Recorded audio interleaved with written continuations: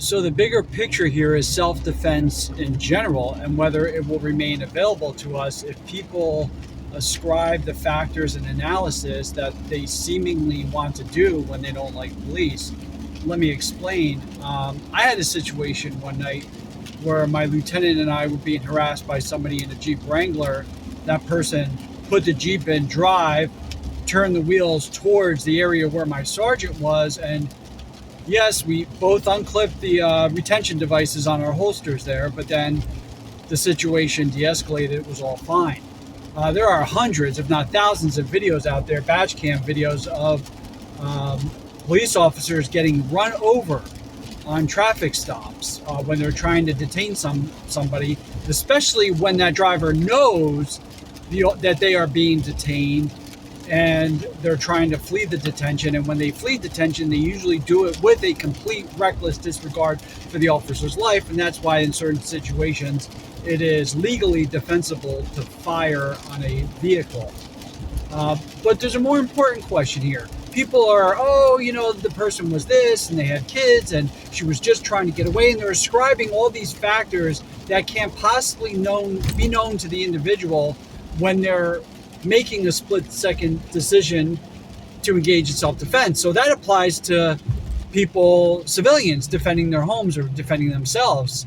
You see these news stories all the time. Oh, the guy who broke in, he didn't have a weapon. It was just an airsoft gun, or he wasn't going to kill them. He was just trying to do this or that. It happens all the time. But you don't have the ability or the time to sit there and investigate the person. Be like, are you just trying to get away, or are you really acting in a manner with complete disregard for my safety? And that, unfortunately, is the analysis that we hold people to when we do a legal analysis of a lawful but awful shooting.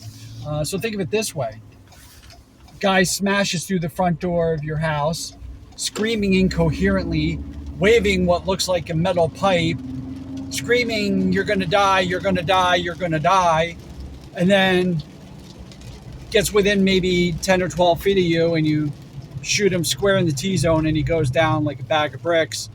4 hours later, you find out that was an emotionally disturbed special needs kid that had just moved into the neighborhood and has these delusions but has never actually hurt anybody.